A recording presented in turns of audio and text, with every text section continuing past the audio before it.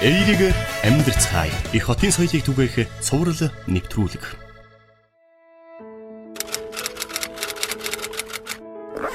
Их хотын хөл хөдөлгөөн болсон завгүй амьдралын хэмнэлд биднийг бухимдуулдаг зүйлс олон бий.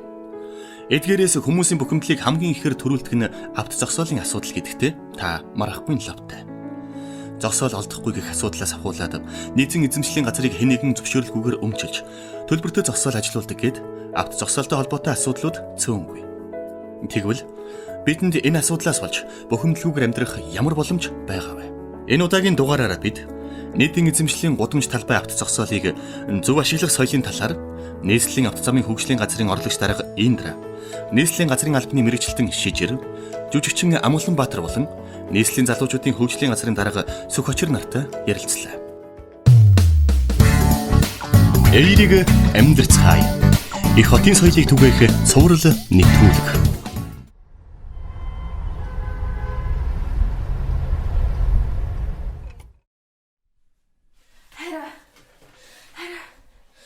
Хөөе босооч.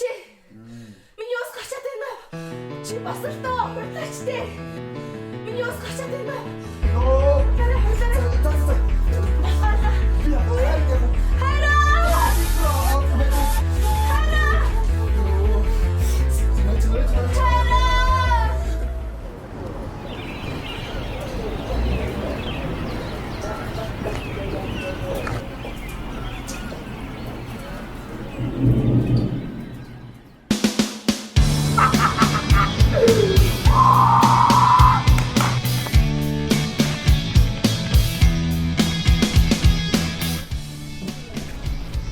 Ой залуу. На танхи хоол очоод атчаач. Чам дэмар амаатай юм. Хөөш. Энд чинь миний хүүхэд амарч байгаа мэдв. 3 хил 900 грамм баатрын амарч байна. 3 хил 900 шүү. 3 хил 900. 3 хил 900.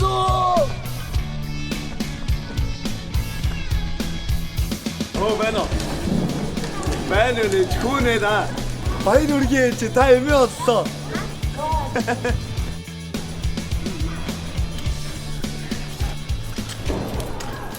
Арин нэг шиг маш.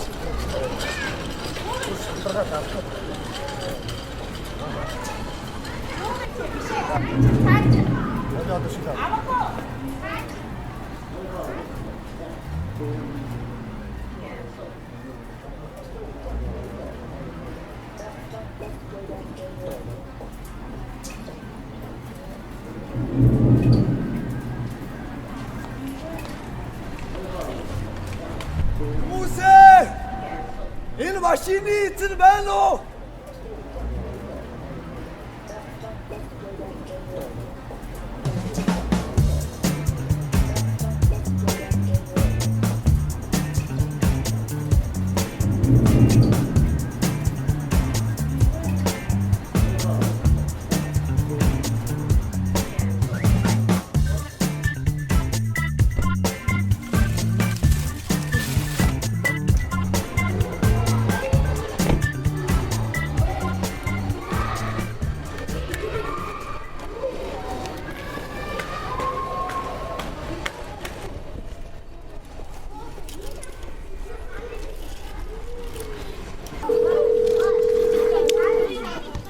Бано. Байна юу вэ мига? Оо 50 даа чамаар юу? 50 дөө. За. Ихтер төрөөдөө өгшөө. Оо тийм үү. Тэгээ найз нэмлэг орохсон чи миний машин имийг дурак нь хаагаа тавьчихжээ. Оо хаагаа да. Тий. Тэгэл өгшин чаваас тусламж гоох гээд Ман ч нэстэй амжихгүй шүү. Хүн тусах ажилтай. Ядчих баахан гадуур юм гэсэн. оо тийм үү. Харин тийм ээ. Яг үг шүү. За Ман тэгээд ажилтай л байгаа. чи завгүй үл явах дээ би өөр хүнтэй залгачих. Наац хэрэг шүү. За. Байна.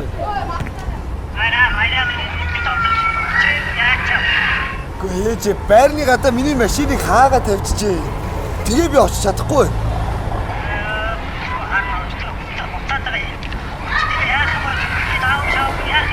Би мэдээд байна шүү дээ ээж.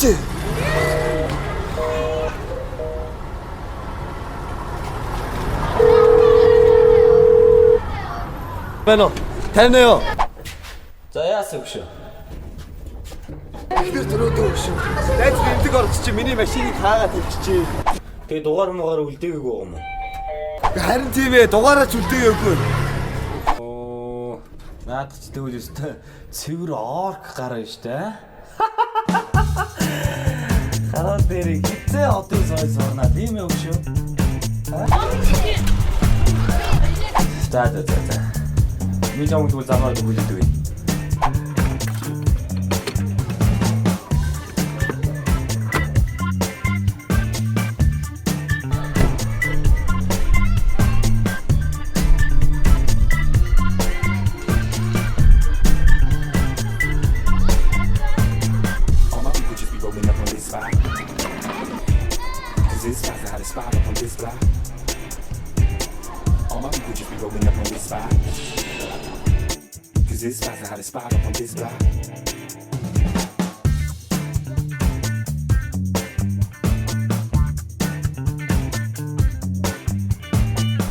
За хоёр өгшөө.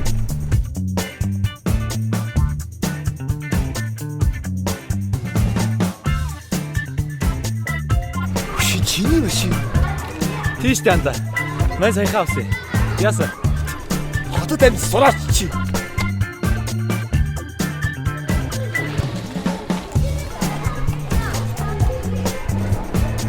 Ой, кинази.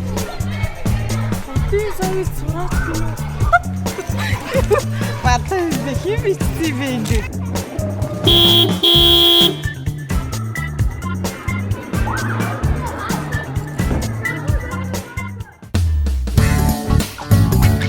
Нийслэлийн иргэний дагаж мөрдөх зөв аргун дадал.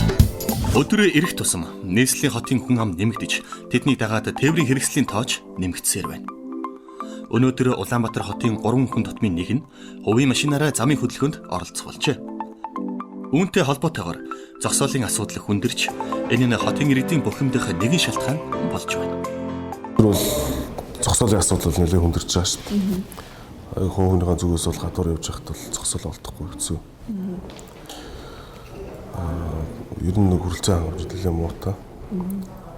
Тэгээд зөвшөөрөлгүй төлбөртэй их зогсоолууд бий болцсон байна. Хувийн аж ахуйн нэгжүүд бол тухайн газар зогсоолууд дээр төлбөр авдаг, оруулахгүй байх ч юм уу. Тэгээд машин хаагаад тавих ч юм уу тий. Асуудлууд бол дугаасаа нэлээх гарч байгаа. Хамгийн их пинк ачаалттай үед бол зогсоол олдохгүй байх үе байна. Эсвэл одоо төлбөртэй зогсоол нь дүүрсэн ч байх тийм үү. Тэгэхдээ нийтийн эзэмшлийн зам талбайтай төлбөртэй зогсоол нь бол харьцангуй гайгүй. Иргэн аж ахуйн нэгжийн зогсоолууд бол олцоо дүүрсэн байдаг талтай. Энд ч одоо бас нэлээх одоо жолоочныг дэргэдэг бухимдуулдаг гэж зүйлс тэр шүү дээ. Тэгээд ямар та нөгөө зогсоолгүй газар заримдаа нөгөө явгууны зам дээр ингээд машин тавьсан байдаг шүү дээ тий. Тэгээд тэрийг болохоор одоо ингээд хүмүүс харж чад фэйсбүүкээр тий маш янз янзаар хараад гэл да.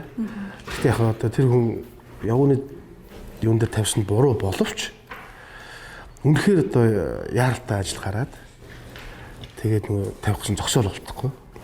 Тийм болохоос тэр үнийг бас тэгж яах тэр хараад зүгч болохгүй юм шиг санагдаад байгаа байхгүй. Нэр яалчгүй мэдгүй ямар ч хүний амь настаач холбоотой юм гарсан юм билүү тийм үстэй. Тийм их энэ зогсоолын асуудал үнэхээр одоо манай нийслэлд бол теста нэгдүгээр тулгамж байгаа асуудлууд нэг гэж бодож байгаа юм би. Манайд бас нийслэлийн автозам дэд бүтцтэй харьцангуй бас автомашины тоо аяг их байна л та. Тэрнээс шалтгаалаад нийтийн эзэмшлийн газар талбай дээр машины одоо зогсоол болцсон. Тэнд бол олноороо автомашинаас парклсан тийм бол тохиолдлууд бол хаасайг болж ажиглагдаж байна. Миний хувьд ч гэсэн одоо ингээд автомашин аваад болохоор машина хаана тавих гэдэг асуудалтай бол маш их эргэлздэг, боддог, гарахаас өмнө ер нь зогсоолтой газар илүүгүй бол маш эртнээс бодод тооцоолохгүй бол одоо сүүлийн үед бол нийслэл Улаанбаатар хотод бол машин тавих зайг болж байна л да.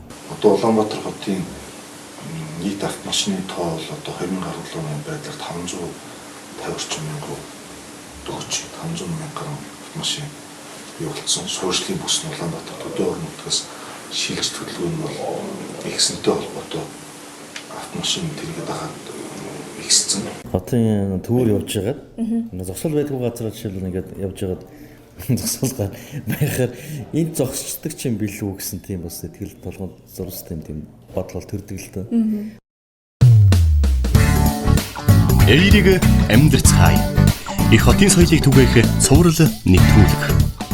Байгууллага болгон үүдэндээ өөрсдөө нэг юм хаалт тавьчихдаг. Тэр хаалт бол одоо тасалбартай, тэгээд төлбөртэй. Босод өөр одоо нийтээр бол тавих, шууд тавиад гараад ингээд төр үйлчлүүлээд гарах боломжтой талбай бол бүр байхгүй болгоцсон. Ер нь бол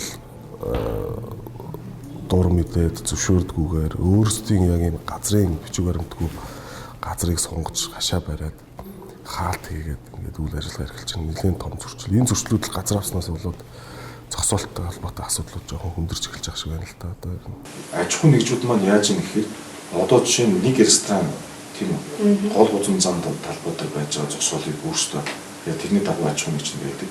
Тэрийг өөрсдөө ингээд гинжлээд төмөглөд болчихсон байдаг. Тэгээд тэрэндээ яаж юм гэхээр манай зөвхөн манай ресторан үйлчлүүлэгч мөн төлбөр өгч байгаа. Эсвэл тэр үйлчлүүлж байгаа хүмүүсийн зогснооч гэдэг юм. Ингээд нөгөө нийтээрээ эзэмших өстой зогсоолт талбай тэгээ аж ахуй нэгжүүд зөрчил гаргацсан тийм үйл явдлуудыг бол тэр таслан зогсоогоод байж байгаа. Энэ маань өөрөө бас машины төвжрэл бусад юмудаас нөлөөлж байгаа. нийтийн эзэмшлийн газрын өмчлөгч нь бол хин төр ард түмэн. Тэгээ төрийн тэр ард түмний дүмчийг одоо харж явах, хянж явах, за тодорхой хэмжээний захиран зарцуулах үйл ажиллагаанд оролцох ийм их бүх субъект нь одоо газрын алба гэдэг ийм институт нийслэл дээр байна, дүүрэг дээр. Тэгэхээр энийг ясандаа одоо өмчлөгчийн өмч рүү халдаж гин гэсэн үг. Тэгэхээр мэдээж хүчгүй болох хүртэл арга хэмжээг нь аваад яв. Тэр бол зөвхөн тэр одоо албан байгууллага мó тэр үйл хөдлөх хөрөнгө байгаа газрынх нь хажууд байгаа гэдэг утгаараа тэр газар шууд бүрэн эзэмшиж болохгүй л да. Мэдээ зарим газрууд үйлчлэгээний газрууд жишээлбэл би өөрийнхөө рестораны уртлын хоосон бохор байсан талбай би ингээд хар зам тавиад зогсоол хийгээд би тэгээ ингээд орчноо тогтчуулчлаа гэдэг бол сайн үзэгдэлхтэй. Тэглээгээд зөвшөөрлгүйгээр тэрийг зогсоол болгоод ажилуулад тэрийг зөвхөн өөрийнхөө эрх ашигын төлөө ашиглана гэдэг бол юуны тулд ч нийтийн эзэмшлийн талбай гэсэн нэртэй байлаа тийм. Нийтийн төлөө байх ёстой юмыг зөвхөн өөрийн төлөө ашиглана гэдэг бол хууль зөрчсөн асуудал гэж бодож байна. Ер нь нийслэлийн иргэдийн төлөөлөгчдийн хорлоос гарсан журам байдаг. Тэр журамд бол манай нийслэлд одоо амьдарч оршин байж байгаа үйл ажиллагаа эрхэлж байгаа иргэд хуулийн этгээдүүд бол тодорхой үүргүүд бүр нийтлэг үүрэг хүлээсэн байна. Тэрэн дунд бол яадаг вэ гэхээр ерөөсөө орчныхаа газрыг та бүх ингээд нийтийн хэлбэрийн газар ингээд гэрлийн шом байд юм уу? Эсвэл самбар байд юм уу? Явган хүний зам, зүлэг догоон талбай байна те. Өөрсдийнхөө байгууллагын тэр өөрсдийнхөө амьдарч байгаа орчны газрыг бол ингээд тогтчуулаад тэрний арчилгаа цэвэрлэгийг нь хийгээд ингээд явж явах нийтлэг үүрэг хүлээсэн.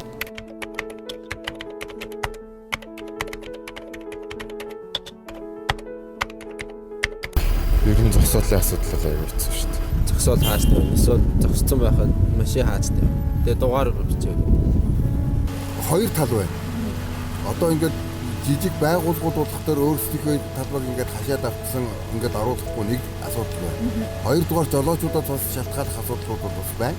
Ягаад гэх юм бол машина шахаад тавиад зөв байрлуулж ингээд тавихгүйгаас бол бас нэгэн олон машин орчих зогсоол дээр одоо цөөх машин ийм хэрэгшээлүүд байнгын байх юм тулгарч байна шүү дээ. Одоо нэгдүгээр игнэнд машин тавина. Тэгээ хажуугаар гараа явж байгаа өөдөөс машин ороод ирнэ. За ингээд бүр таг болоод бүр төгжрээ өсдөг ийм л явдал байна. Би ингэж боддгийн энэ одоо жишээлбэл огт гэрлэн тохиогүй газар жолооны сургалт өгсөн улсууд хотод орж ирж штэ. Тэгэхээр тэрийг хотод орж ирэхээс өмнө одоо шалгалт авдаг ч юм уу тийм тодорхой хэмжээгээр энэ бус улсуудынхаа хөдөлгөөн цаад болохооргүй хотын хөдөлгөөний бас нэг онцлог байна штэ. Тэрийг ойлгуулчихсан. Эсвэл тэр шаардлагыг хангасан тийм л байж хотод явуулдаг зөвшөөрөл өгөх гэсэн үг байна. Эерийг амьдрцгаая. Их хотын соёлыг түгээх цуврал нэвтрүүлэг. Нийслэл хотод авто зогсоол хүрэлцээ муутай байдаг ч бусдын гарцыг хааж замын хөдөлгөөнд цаад болохоор машина байрлуулна гэдэг нь байж боломгүй асуудал юм. Энэ нь өөрийн эрх ашигыг бусдынхаас илүүд үзэж буй илрэл билээ. Та бидний амьдрч буй хотод хүн бүрийн амьдрал нэг нэгнээсээ хамаарч байдгийг үргэлж санаж явах нь бидний үүрэг юм. Нэг автомашин нэг иргэн хууль дүрмээ зөрчил нэгдүгээр тавьснаас болоод бусад одоо дараагийн уулзах хүртэл бүх автомашиныг дүүжих хэмжээнд нөхцөл байдал нь үүссэн байх чинь. Тэгэхээр бидний энийг яг үгээр энэс чинь болоод бусдын эрх ашиг нэг хүний эрх ашигаас болоод бусдын эрх ашиг хөндөгдөж байгаа.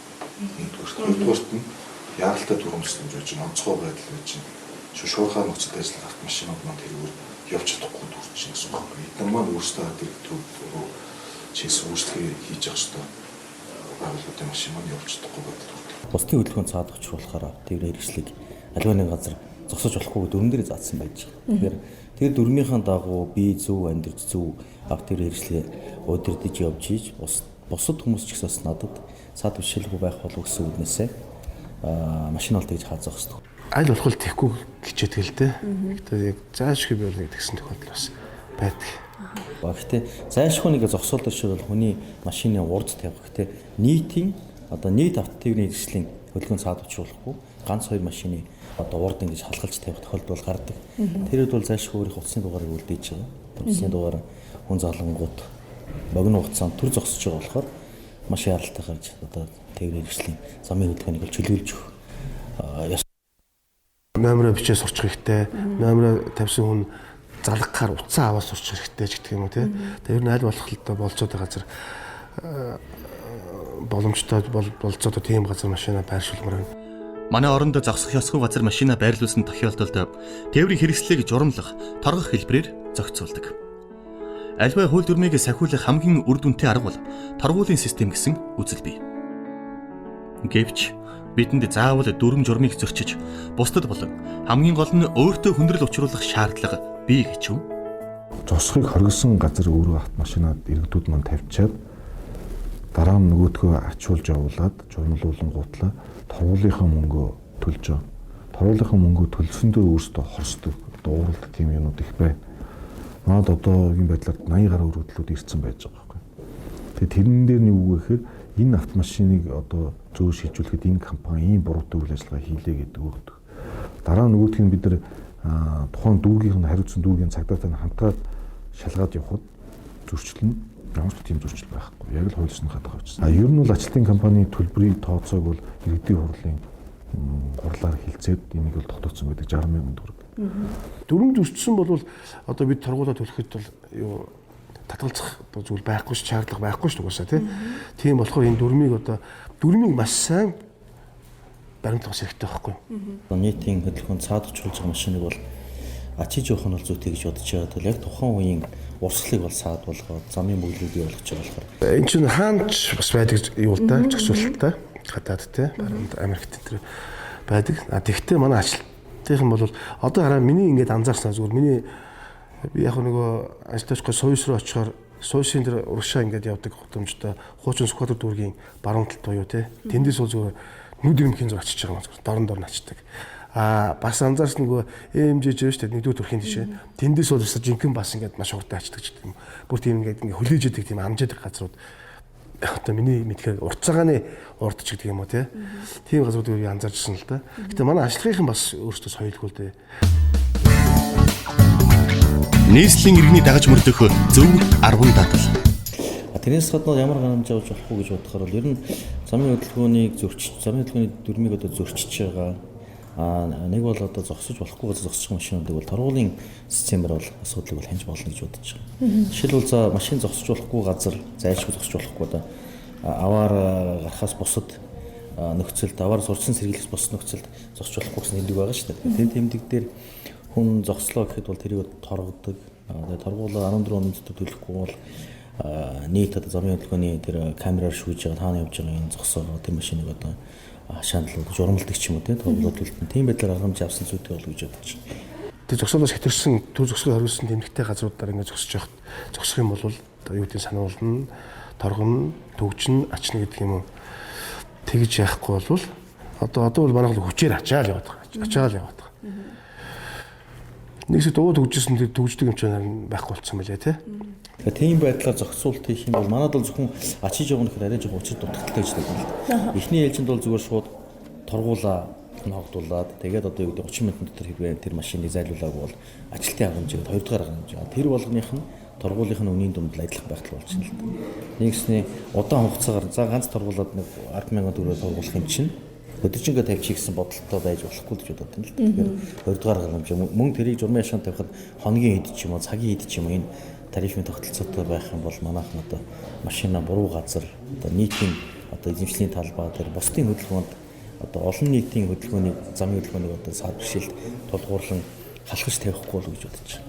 Айл ал талаас л да зөвхөн ганцхан иргэдүүн өөрсдөө ухамсартай байхаас гадна зохицуултыг нийслэлээс дээрээс бас зогсоол ихтэй болгож өгөх хэрэгтэй байна. Зохицуултыг сайн гэж өгөх хэрэгтэй байна. Чех улсаас бид нар бас ийм сүүлийн авто зогсоолын техник тоонд хөрөмж судалж байна. Тэрний яг үхээр 2 автомашины эзлэх зай талбай дээр 18 автомашин одоо зогсчихдаг.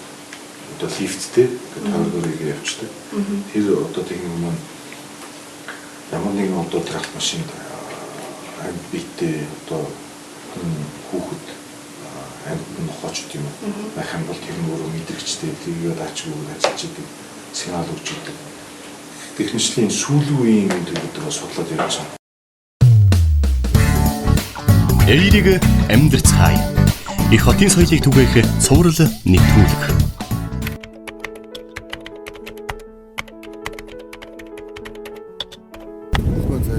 Хоёрдугаар зогсоол дээр одоо машина зөв байрлуулад боломжит хэмжээгээр нь одоо шахаж одоо ингэж тавьж одоо аль болох одоо зай талбайг шахаж байгаа ч гэж уриалах байна да. Ер нь тэгээд зогсохтой газраа зөв зогсохтой зогсцоо байл гэж. Зогсоол тавихдаа тэгээд дугаараа машин дээр тавиад тэгээд одоо зам хааж тавихгүй байх л машин дээр хааж тавих. Жолоочтой хамтарч хэлэхдээ тэр 1-р игнэндээ тавьж болохгүй 2-оор биендээ одоо боож хааж саат хийж машина төгж тавьж ирсэн болохгүй гэж ингэж л анхааруулах хэрэгтэй байна. Би иргэдийг мэдээжээр боловсон басны бие бинийгээ бодсон байгаасаа гэж бодохоос гадна хот энэ зогсоолын асуудлыг шийдэхэд их анхаарсаа гэж бодож байна. Зам зогсоол хоёр бол одоо маш чухал байгаа. Тэг. Зогсоолыг одоо тэр нөгөө олон давхар ингээд байшингууд байдаг. Энэ зарагдахгүй их олон орон сууцныхаа оронд бас зарим газар зогсоол барихыг төлөвлөж тусгал илүү зохимжтой болно гэж санаад байна. Эерийг амьдрцгаая. Их хотын соёлыг түгээх цуврал нэвтрүүлэг. Зөвшөөрөлгүйгээр газрыг өмчлөх асуудал нийслэл хотод олноор гардаг. Тэр дундаа нийтээр эзэмших гудамж талбайг хувийн эрх ашигтай нийцүүлэн альва үйл ажиллагаагаа явуулдаг иргэн аж ахуйн нэгжүүд цөөнгүй байна. Хэн нэгэн газрыг зөвшөөрөлгүй эзэмшсэн тохиолдолд холбогдох байгууллагууд нь шалгаж зохицуултыг хийдэг боловч энэ асуудлыг шийдэхэд хүн бүрийн оролцоо, үүргээ ухамсарлах явдал чухал нөлөөтэй билээ. Ер нь энэ газрыг ашиглаж байгаа 3 төрлийн эрх байгаа л да. Гэрчлэгээ, эзэмших, ашиглах, өмчлөх гэдэг. Ийм зөвшөөрлүүдтэй хүмүүс их хвчлэн бол өөрсдийнхөө зөвшөөрөл бүхий газраас сонгочдөг. Сонгосон газар нь бол мэдээж нийт хэлбэрийн газар. Тэр сонгогдсон дээрээ бол янз бүрийн үйл ажиллагаа явуулдаг байдаг. Зогсоолч байдаг юм уу? Эсвэл бүр нөгөө барилгаа өргөтгөөд барьцдаг ч юм уу? Энэ ноцтой зөрчлүүд ихээр гаргаж эхэлж үргэлжлэж барьчаад дараа нь зөвшөөрлийг хөөсөлддөг. Тийм буруу тогтолцоо ч айл дээрээс хойш тогтцсон шүү дээ. Тэгэхээр энэ эхний ээлжинд бол яг газрын тухай хууль бусад зөрчил барилгатай холбоотой гарсан журмуудын дагуу бид нар ихлэ мэдээлэл өгдөг. Хугацаатай тодорхой хугацаанд ингээд зөрчлөө арилга.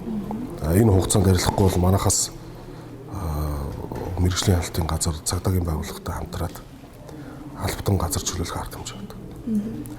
Тэгээд тэр чөлөөлөхтэй холбоотой гарсан зардлыг зөрчил гаргасан этгээд бол хариуцах үүргүүлдэг хуулиар. Улаанбаатар хотын одоо иргэдийн асуудлыг бол шуурхай шийдвэрлэдэг 1812 тэгтэг гэдэг сахим одоо бас интернет сайтаар ч гэсэн гомдлогоор хүлээж авч байгаа. Тэрүүгээр иргэн бүр оролцоотойгоор нийт эзэмшлийн газраа хамгаалахад иргэн бүрийн одоо оролцоо чухал, тэр хүний сэтгэл санаачлаг чухал гэдгийг бол бас иргэдтэй хандаж залуучуудаа гэж хэлмээр байна. Аж ахуйн нэгжийн зөрчлийг арилгуулах хэмжээнд бол иргэд бол илрүүлэх ажиллагаанд оролцож болно, мэдээлэл өгч болдог. Нэг хүн одоо ингээд нийтээр ашиглаж исэн зогсоол, нийтээр ашиглаж исэн зам талбай, явган үний зам байт юм уу. Ингээд хаагаад одоо нэг орой ч юм уу, нэг өглөө эрт ч юм уу ингээд хашаа барьж иж болно шүү дээ. Зөрчлөө хийж юм. Тэр бодит үйл явцыг өөрөө харсан тохиолдолд мэдээлэл болно. Ер нь баг тэр бол иргэний үүрэг. Нийслэлийн иргэний дагаж мөрдөх зөв аргун дадал. Сая 16 оны 11-р сараас эхлээд хотод бол зөрчил арилгах нэгэн арга хэмжээгээд явсан. Зохион байгуулсан. Энийг бол газрын яг гартан зохион байгуулсан. Тэрний нэг нь бол энэ түүц байгаа. Төрийн үйлчилгээний цэг бол бас нэлээд хэцүү нөхцөл байдалтай болсон байсан шүү дээ. Одоо ер нь одоо ч гэсэн тийм байдалтай байна. Хэврэл байна. 1500-600 түүц байна. Зөвшөөрлийн тухай ярихад бол нэлээд хүндрэлтэй. Тэгэхээр түүцээр одоо ингээд бас амьдралаа залгаад аваад явж байгаа хүмүүс бол баггүй байгаа гэх тийм. Нийтийн эзэмшлийн талбай дээр хууль бус аливаа нэгэн аргаар өөрөө амьдралынхаа төлөө би өөрөө аз жаргалтай амьдрахын тулд би өөрөө орлогоо олохын тулд энэ дээр би түүц ажиллуулна гэдэг бол байж болцсохгүй зүйл дээ. Иргэн бүр хуулиа дээдэлж, иргэн бүр харилцсан бие биенийхээ эрх ашигыг хамгаалж иж бид нар энэ нийслэл Улаанбаатар хотод бүгдээрээ аз жаргалтай амьдрах болцоотой болж байгаа. Тэгэхээр тийм иргэд бол бас одоо амьдрал хэцүү байж болно. Гэхдээ тэрийг бол зохицмынхаа дагуу зөвшөөрөл аваад ажиллуулж болно. За тэгээд энэ чөлөөснөөс хойш бол зөрчилүүд их гарч байгаа. За мэдээж түүс хэрхэлж байгаа иргэд гомдлууд их гаргасан. Одоо бид нар бол энэ зээлийн барьцаатай тэгээд амьдрал ах уу жоохон хүндэг байгаа учраас ингээд харж үзэх талаас нь ингээд хүсэлтүүд маш их тавьсан. Албатан чөлөөлөх үйл ажиллагаатай холбоотой зарим иргэдээс бол шүүхэд бол хэмжээл гаргасан. Тэгээд шүүхийн анх шатны шийдвэр гарсан байна. Анх шатны шийдвэр бол мэдээж энэ түүцийг цэцлэх асуудал бол зөв. Хотын захиргааны энэ үйл ажиллагаа бол зөв. Иргэд энийг бол ойлгох ёстой. Одоо мэдээж дуртай нэг нь ингээд нийтийн эзэмшлийн газар дээр түүс авчир тавиад дуртай бараагаа зараад гэсэн тийм ойлголт бол байхгүй. За төрийн үйлчилгээний цэг бол байж болно. Гэхдээ байхдаа хаана байх хэвтэй, ямар стандарт хангасан байгууламж байх хэвтэй, дотроо юу худалдаа алах хэвтэй тийм. Яг одоо нэг ийм журамдаа стандартанда орох хэвтэй. Эерийг амьдрцгаая. Их хотын соёлыг түгээх цуврал нэвтрүүлэг. Иргэд аж ахуйн нэгжүүд байгууллагууд үйл ажиллагаа явуулахыг бол мэдээж айлуулах төрийн захиргааны байгууллага бодлогоор бол дэмжиж явах хэрэгтэй. Тэдний үйл ажиллагааг айлуулах хөрөнгө оруулалт татах талаас нь өөрсдөө бас орчдын тэр газраа ашиглах талаас нь нийтийн хэлбэрийн газар байх юм бол тэрийг өөрсдөө бас санаачлагаараа ингээд цэвэрлждэг, тогтчулждаг, цасын цэвэрлждэг тийм. Ийм ухамсартай ийм соёлтой баймар санагддаг. 400 төгрөг бид бариад ажиллах юм бол энэ болохгүй юм бол байхгүй. Одоо миний түрүүний хэлдэг жишээ аж ахуйн нэгжүүд өөрсдөө нь орж гарч байгаа нийтийн эзэмшлийн зам талбай зөвхөн манад өөрчлөлтөл энэ зогсоод зогсож болно гэдэг гэх мэтчлийн хууль зөрчсөн байна уу гэх. Бусдын эрх ашиг хөндлөмөр тэр бусад иргэдүүд чинь бас өөрсдөө зогсох ёстой талбайг юм зогсоохгүй тэр хүн өөр эрх ашиг хөндөж байна. Зүгээр ганц зүгээр хэлэхэд чи өөрийгөө л бодчих л та өөрийнхөө амийг л бодчих واخхой. За би л одоо ингээд юма тургуулахгүй байж байвал гэж бодоод ингээд муугаар ингээд бодоод яваад үздэг залуус те. Тэгэх юм бол чи зөв хөвшөөс сурна шүү дээ. За одоо яаш энэ тавьчих юм бол би ингээд тургуулна шүү дээ гэдэг юм маш сайн эндээ хийгээд аль болох зөв газар байрлуулдаг ч юм уу. За тэгээд эхлээд өөрөөсөө эхлэх юм бол чамайг дуурайгаад одоо чиний найз чинь тий хайртай хүн чинь эхнэр чинь нөхөр чинь гэдэг юм уу тэр ингээд бүгд дуурайгаад яваад ингээд зүг болоод явчихна да. Ер нь нэг хүн өөрөө ухамсарлаад өөрийгөө засаад өөрөө ингээд эхлэх юм бол хажууныхтай дуурал болоод ингээд цаашаад явчих болов уу гэж би залуучуудаас одоо хандаж хэлж уриалмаар байна. Нийслэлийн иргэний дагаж мөрдөх зөв аргун дадал. Нэгдүгээр дээр одоо автомашиныг одоо байршуулах зогсохгүй газар машина удаан хугацаар хайснаас болоод Улаанбаатар хотын автомашин түүжил ихс учраас би түүний хэлжсэн тийм. Түүжил чинь тийм машин зогсохоор дараагийн уц хүртэл төвчөрч байна. Энэс чинь болоод гол юм юу гэхэд нөгөө бидний төрөнд тусламж нөгөө та бидний одоо аав ээж хэн нэг ах дүү найс нөхдөд яаралтай төрөнд тусламж нь явж чадахгүй гэж бодож байна. Тийм учраас хөлтөрнөө байгаад бид нэр одоо зам талбай дээр зогсох ёстой зам талбай дээр зогсоо ингээд яваад их юм бол хин эндээ хотын соёлтой бас тийм бусдыгаа хөндлөсөн нэг үйл ажиллагааны ч бас нэгийг нэмэр болоод явчихсан шүү дээ. Болчгүй л хуулиад эдэлж иргэн бүрхэн нийслэлийн иргэний одоо бидний одоо уриалаад байгаа дагаж мөрдөх 110 дадал гэж байна. Тэнд бол зайлшгүй иргэн хүн бороо хууль эрх зүйн одоо тодорхой хэмжээний мэдлэгтэй байх хэрэгтэй. Тэрийг мэдхийн төлөө өөрөө судлах хэрэгтэй. Хууль журамтайгаа танилцах ёстой гэж заасан байна. Тэгэхээр тэрний дагуу иргэд маань өөрсдөө хууль журам дүрмийн өөрсдөө мэдж тэгжээж л бид энэ хязгаарлагдмал орон зайн дотор сая 350 мянган нийслэл иргэд маань хамтдаа зөв боловсон соёлтой дасан зохицож амьдрах болцоотой болов гэж бодож байна. Та бол нийслэлийн иргэн.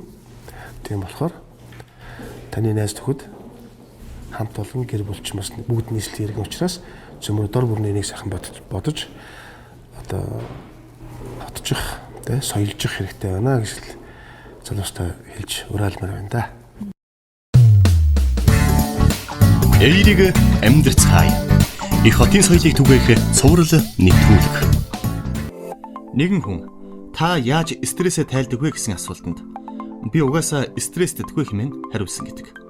Үүнтэй адилаар таныг бухимдуулах хичнээн олон шалтгаан байвч үүнд бухимдах эсхийг таал шийддэг гэдгийг үргэлж санаж явах нь чухал юм. Ингэснээр та өөртөө тулгарсан асуудал бүрт бухимдалгүйгээр сэтгэл хангалуун амьдралд нэг алхам ойртох болно. Энэ удаагийн дугаараараа бид нийтийн эзэмшлийн гудамж талбай авто зогсоолыг зөв ашиглаж хэвших талаар ярилцлаа. Дараагийн дугаартаа бид хотын цэвэр цэмцгэр байдалд бидний оруулах хөв нэмрийн тухай ярилцах болно. Манайх бол ерөөсөө бараг 100% шапи аргаар болж устгаж байгаа шүү дээ. Нэг үе яваал дээр нь булаад ингээд болж устгаж байгаа байхгүй юу? Тэгэхгүйгээр одоо бид нэр ашиглыг бол маш олон төрлөөр ашиглаж байна. 1 см одоо үржил шимтгий хөрс одоо бүрдэн тогтохын тулд 150-аас 300 жил шаарддаг. Ер нь хүн гэдэг амьтан бол энэ орчинд энэ хороодлоход маш богино хугацаагаар түр хугацаагаар ирсэн юм байна. Чин зөвхөн бид нар биш дээ. Хааштай бидний хүүхдүүд ач гуйч тэгэл бүдээл амьдран тийм учраас энэ ирээдүгөө хүүхдүүдээ их орноо бодоод ил сайхан хогоо аяхгүй амьдарцгаая.